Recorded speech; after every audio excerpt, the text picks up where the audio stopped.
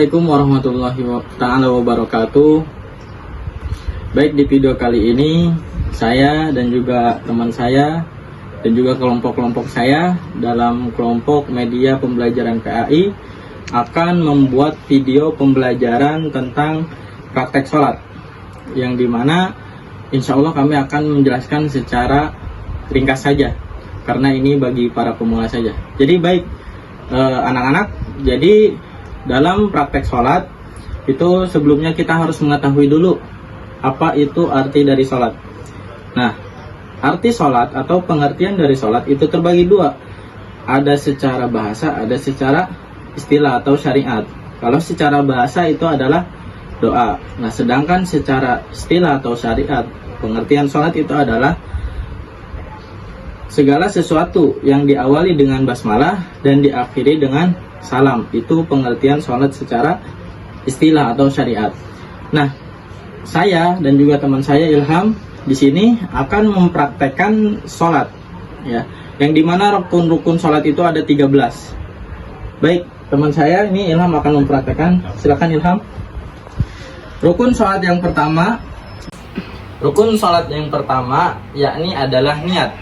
Nah, anak-anak itu harus tahu ya, niat itu di dalam hati, tapi boleh diucapkan sebagai untuk mempermudah saja, biar kalian itu tidak ragu. Ya, jadi sekali lagi niat itu di dalam hati, tapi boleh hukumnya diucapkan secara lisan. Baik, di sini kami sama Ilham ya, saya itu akan mempraktekkan niat sholat maghrib. Lafaznya gimana? Ayo. Lafaznya usolli fardun maghribi salasa rokaatim mustaqbilal kiblati adaan lillahi ta'ala. Atau kalau kalian jadi makmum, tambahkan adaan imaman lillahi ta'ala, atau menjadi makmum adaan makmuman lillahi ta'ala. Begitu anak-anak, paham ya? Insya Allah paham. Itu yang rukun yang pertama, niat ya. Yang kedua adalah berdiri tegak. Diusahakan kita ini berdiri tegak sebagaimana pohon. Ya, pohon itu kan ada yang berdiri tegak. Nah, kita harus berdiri tegak sebagaimana pohon. Yang ketiga itu adalah takbiratul ihram. Lafaz takbiratul ihram itu Allahu Akbar sambil mengangkat kedua tangan, ya. Prakteknya gimana? Seperti ini. Allahu Akbar. Itu rukun sholat yang ketiga. Adapun yang keempat itu adalah membaca suratul Fatihah, ya. Kita praktekkan dari takbir ya. Allahu Akbar. Bismillahirrahmanirrahim. Alhamdulillahi rabbil alamin. Ar-Rahmanir-Rahim. Maliki yaumiddin. Iyyaka na'budu wa iyyaka nasta'in. Ihdinas siratal mustaqim. Siratal ladzina an'amta 'alaihim ghairil maghdubi 'alaihim waladdallin. Nah, jadi kurang lebih seperti itu ya, membaca suratul Fatihah dari basmalah sampai waladdallin, karena itu hukumnya wajib dan termasuk rukun dari sholat. Baik, rukun sholat yang kelima itu adalah ruku sareng tumaninah, atau ruku dibarengi dengan tumaninah, ya. Jadi seperti ini prakteknya. Setelah membaca surat Fatihah itu kan rukun wajib, jadi membaca surat lainnya itu hukumnya sunnah. Jadi seperti ini, kalau mau langsung ya tanpa surat Fatihah. Allahu Akbar. Nah, di dalam ruku itu ada doanya. Doanya seperti apa? Subhana rabbiyal azim wa bihamdi. Subhana rabbiyal azim wa bihamdi. Subhana rabbiyal azim wa bihamdi. 3 kali ya, disunahkan itu untuk 3 kali membaca doa di dalam ruku. Kemudian rukun sholat yang ke-6 itu adalah i'tidal sambil dibarengkan dengan tumaninah, ya. Jadi dari habis ruku kita langsung i'tidal sambil mengucapkan lafaz sami Allahu liman hamidah ya. Nah, di dalam i'tidal pula itu ada doanya. Gimana doanya? Ya. Rabbana lakal hamdu mil'us samawati wa mil'ul ardi wa mil'u ma syi'ta min syai'in ba'du. Cukup sampai situ saja ya. Tadi i'tidal sarang tumanina atau i'tidal sambil dibarengkan dengan tumanina. Jadi kita diam dulu ya. Tumanina itu diam sejenak, yang dimana semua anggota badan tidak boleh ada yang gerak. Sampai kapan? Minimal hitungannya itu adalah seukuran bacaan subhanallah ya, kurang lebih 5 detik lah ya. Nah, habis itu kalian boleh gerak, tapi gerakan dengan gerakan yang kecil. Itu rukun sholat yang ke-6.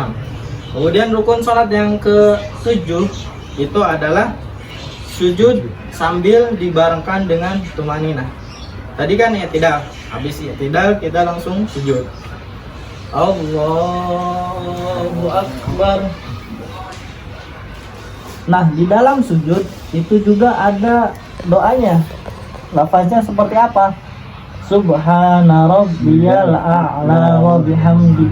Subhana rabbiyal a'la wa bihamdi. Subhana rabbiyal a'la wa bihamdi. Nah, itu di dalam sujud. Dan sambil dibarengkan dengan tumanina. Bagaimana yang tadi saya telah jelaskan bahwasannya tumanina itu adalah diamnya anggota seluruh badan ya. Jadi jangan sampai ada yang bergerak. Itu rukun sholat yang ke-7. Sekarang rukun sholat yang ke-8 adalah duduk di antara dua sujud, atau dalam bahasa Arabnya duduk iftiros. Duduk ini adalah duduk iftiros ya, kalau dalam bahasanya, dalam bahasa Arabnya. Kenapa dinamakan iftiros? Iftiros itu istirahat artinya. Jadi buat santai lah seperti ini. Nah, di dalam duduk di antara dua sujud itu ada doanya. Doanya gimana? Rabbighfirli warhamni wajburni warfa'ni warzuqni wahdini wa'afini wa'fu'anni. Kurang lebih seperti itu ya lafaz doa di dalam duduk di antara dua sujud atau duduk iftiros. Nah, setelah ini itu kita sujud lagi ya.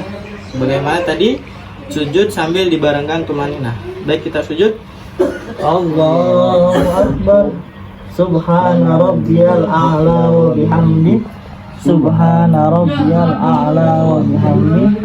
Subhana rabbiyal a'la wa bihamdi. Allahu Akbar. Nah, kita masuk rukun sholat yang ke-9 ya. Rukun sholat yang ke-9 itu adalah duduk tasyahud awal ya. Duduk tasyahud awal seperti ini, atau duduk sama ya, namanya duduk iftiros. Nah, di dalam duduk tasyahud awal itu ada bacaannya juga. Jadi ini masuknya menjadi rukun yang ke-10, yakni membaca tasyahud awal. Bacaannya gimana? At-tahiyyatul mubarakatus salawatut thayyibatu lillah. Assalamu alayka ayyuhan nabiyyu wa rahmatullahi wa barakatuh. Assalamu alayna wa ala ibadillahis shalihin. Asyhadu an la ilaha illallah wa asyhadu anna Muhammadar Rasulullah. Allahumma sholli ala sayyidina Muhammad. Nah, cukup sampai situ. Nah, jadi di dalam duduk di antara dua sujud itu tadi membaca tasyahud ya. Nah, pas di dalam lafaz asyhadu alla ilaha illallah tasyahud awal ya. Nanti itu masuk ke rukun yang berikutnya. Itu kita harus jari telunjuk kita itu harus ditegakkan ya. Sebagai ini fungsinya untuk apa? Fungsinya untuk bahwasannya kita ini mengesahkan Allah, bahwasannya kita ini meyakini bahwa tidak ada Tuhan selain Allah. Nah, kemudian rukun sholat yang ke-11 itu membaca sholawat dalam tasyahud akhir ya. Jadi tadi lanjutannya asyhadu an la ilaha illallah wa asyhadu anna Muhammadar Rasulullah. Allahumma sholli ala sayyidina Muhammad wa ala ali sayyidina Muhammad kama shallaita ala sayyidina Ibrahim wa ala ali sayyidina Ibrahim wa barik ala sayyidina Muhammad wa ala ali sayyidina Muhammad kama barakta ala sayyidina Ibrahim wa ala ali sayyidina Ibrahim fil alamin innaka Hamidum Majid. Atau sering disebut salat tersebut adalah salawat Ibrahimiyah, ya. Itu rukun salat yang ke-11. Kemudian rukun salat yang ke-12 itu adalah salam, ya. Berarti tadi duduk tasyahud akhir, ya. Nah, jadi sebelum salam itu kan kita membaca sholawat Ibrahimiyah dan juga membaca tasyahud awal. Nah, itu diharuskan untuk posisi kita itu duduknya duduk tasyahud akhir. Ya, duduk tasyahud akhir itu seperti ini, ya. Atau dalam bahasa Arabnya duduk tawarruk. Ya, duduk tawarruk itu seperti ini. Ya, nah jadi beda ya antara duduk tawarruk dengan duduk iftiras.